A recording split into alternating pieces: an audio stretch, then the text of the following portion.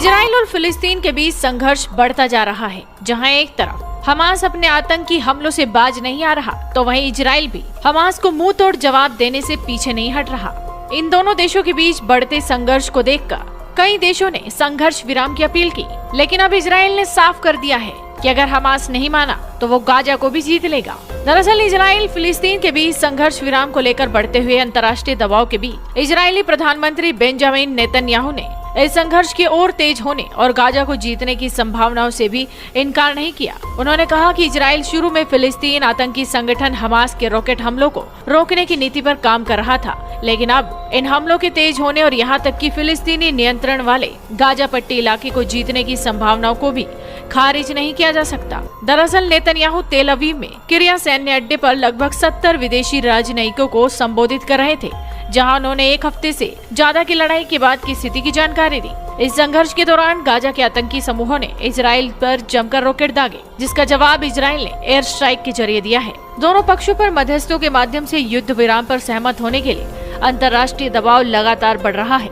लेकिन नेतन्याहू ने इजराइल पर रॉकेट हमले करने वाले हमास के बारे में कह दिया कि आप या तो उन्हें जीत सकते हैं या आप उन्हें रोक सकते हैं। नेतन्याहू ने कहा, हम अभी जोरदार प्रतिरोध में लगे हुए हैं, लेकिन मुझे कहना होगा हम किसी भी चीज से इनकार नहीं कर रहे। इधर अमेरिका की तरफ से भी संघर्ष विराम का प्रस्ताव इजराइल को भेजा गया था, लेकिन इजरायली पीएम बेंजामिन नेतन्याहू ने अमेरिकी राष्ट्रपति जो बाइडेन की संघर्ष को कम करने की मांग को खारिज कर दिया और कहा कि वो तब तक गाजा में ऑपरेशन जारी रखने के लिए दृढ़ हैं जब तक कि उनके उद्देश्य पूरे नहीं हो जाते। खबरों के मुताबिक सैन्य मुख्यालय के दौरे के बाद नेतन्याहू ने कहा कि वो अमेरिकी समर्थन की सराहना करते हैं, लेकिन शांति बहाल होने तक आगे बढ़ते रहेंगे। नेतन्याहू की ये प्रतिक्रिया बिडेन ने उन्हें फोन करके उन हमलों को कम करने के लिए कहने के बाद आई है, जिसमें अब तक सैकड़ों फिलिस्तीनी मारे जा चुके हैं। दूसरी तरफ इजराइल ने चीन पर भी तीखी प्रतिक्रिया की। दरअसल चीन की राजधानी बीजिंग में स्थित इजरायली दूतावास ने एक चीनी टेलीविजन पर घोर यहूदी विरोधी कार्यक्रम प्रसारित करने का आरोप लगाया।